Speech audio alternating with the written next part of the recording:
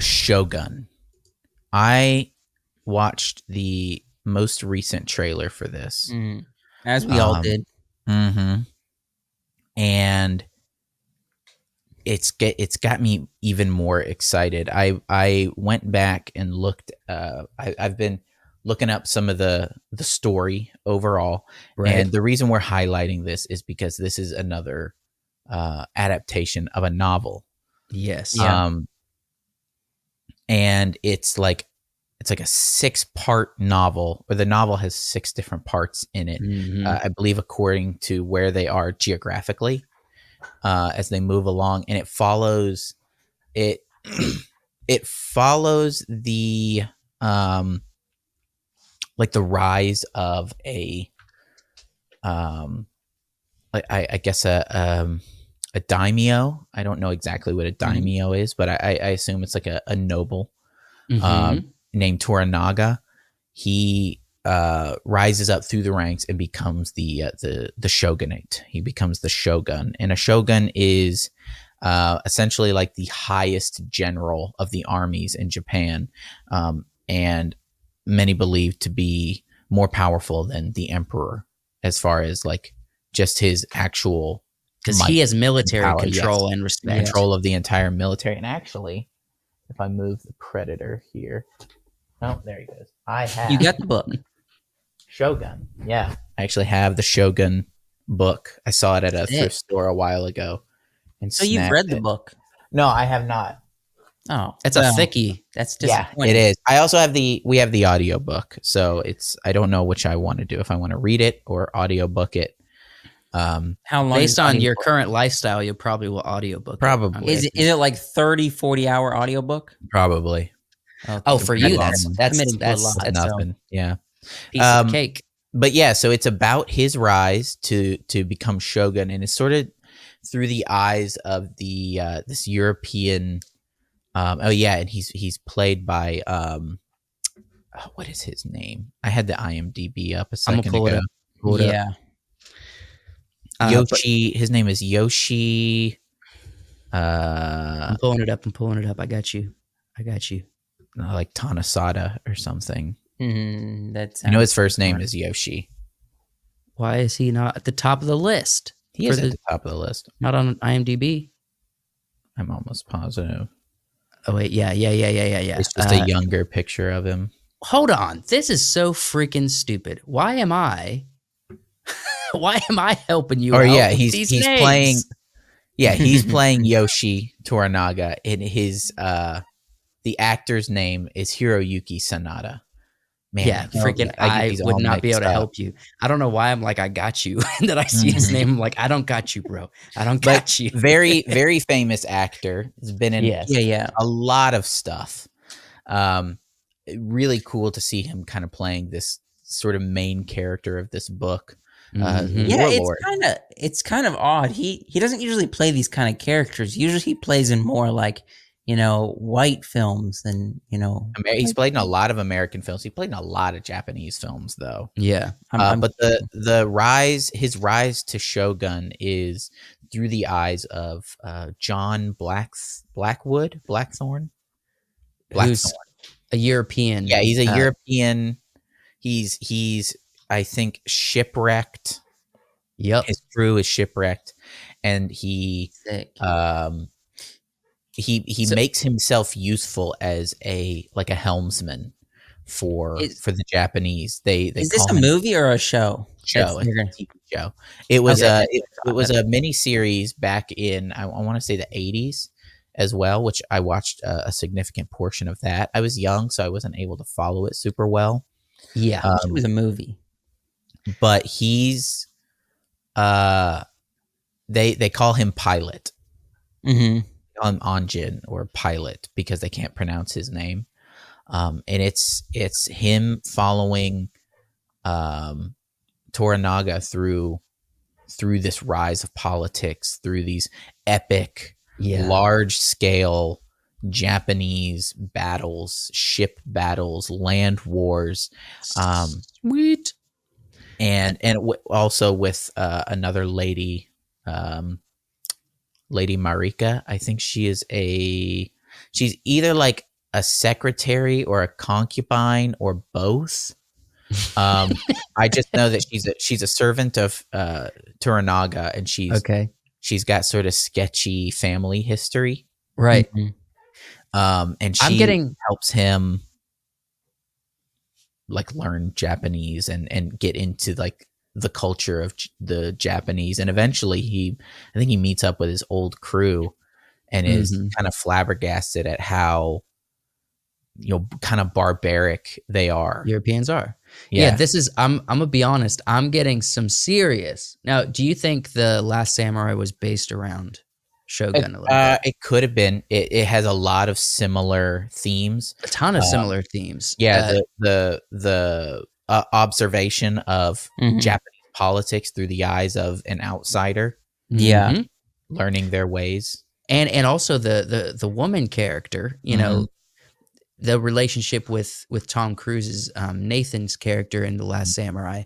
And then, but yeah, it's kind of like the Shogun or his rise to fame is going to probably have a little bit of an emotional journey, the same way that Ken Watanabe's journey was as being a samurai. Yeah. That is a dying breed. And then at the end of the film, you have Tom Cruise's character who European gets ingrained in the culture through literally taken as a hostage.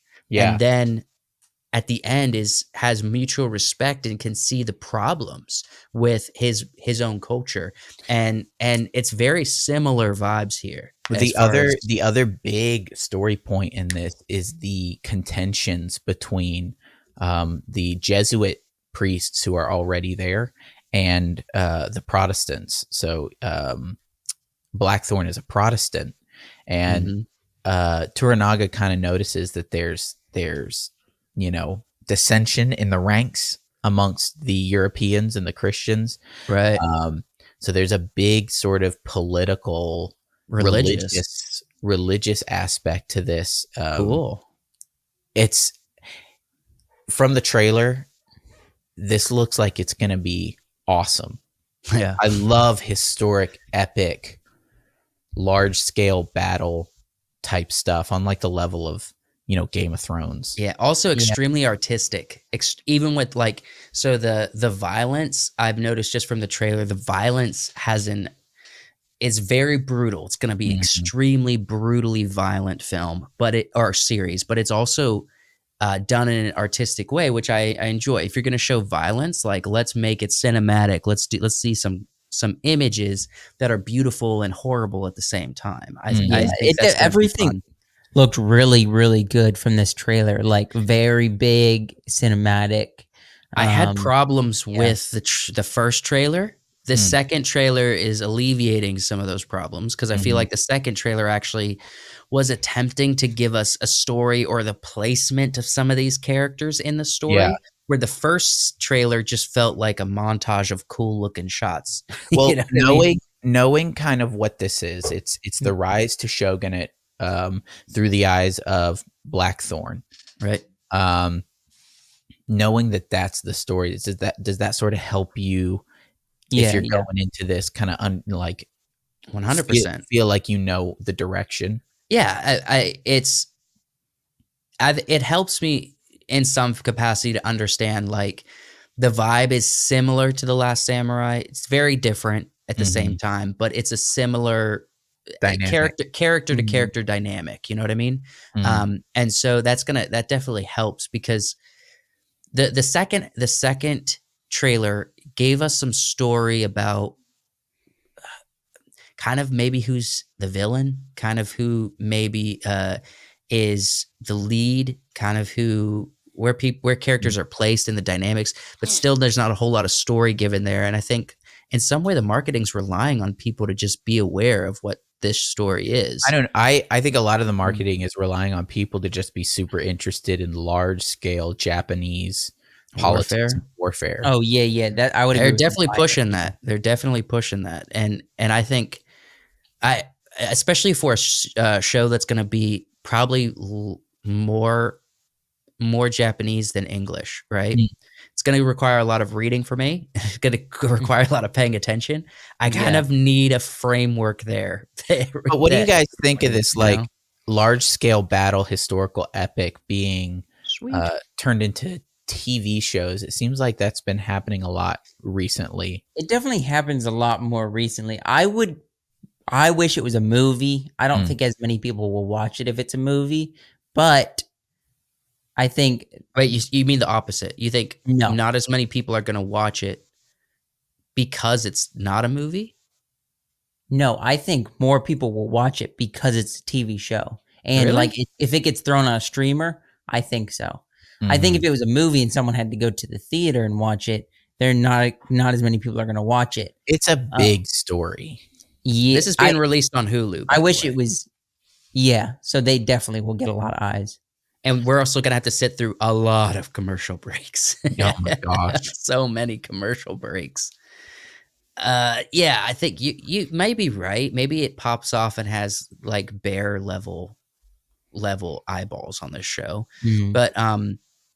But we also run into the same issue we had with Oppenheimer. Like, are timepiece stories as popular these days? Well, Sort of. timepiece is, I think, different. Like, timepiece is different than historical epic. Okay.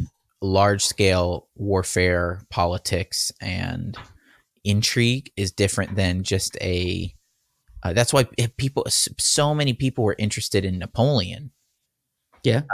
Because it was like, large scale warfare. Whether the movie delivered on that or not. But this seems like it's attempting a Game of Thrones level scale. Yes. With the adaptation of this book for historical Japanese. But the difference warfare. the difference between Game of Thrones and this is it's not only doing a scale of Game of Thrones, it's doing an art of I don't even know. I don't have a good example. It's gonna give us visually awesome stuff. Mhm. Whereas Game of Thrones was like, we have a lighting setup and we have the camera and we're relying on the intrigue of the story and the characters to really do a lot of work for us. But this is actually going to be a cinematic masterpiece. Well, this is you know? also a historical piece over Game of Thrones is all fiction. Yeah, fantasy. Yeah, but that doesn't change the fact of how hard you go with the cinematography. True. And the composition of everything. We couldn't find the budget hasn't been released for this. But from the sets, from the costumes, from the visuals, from the people, I want to say that most of the people in this scene are probably real.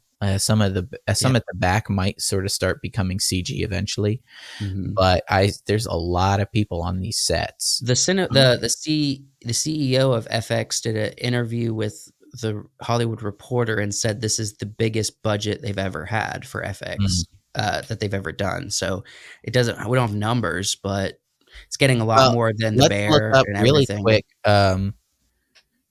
Biggest FX budget.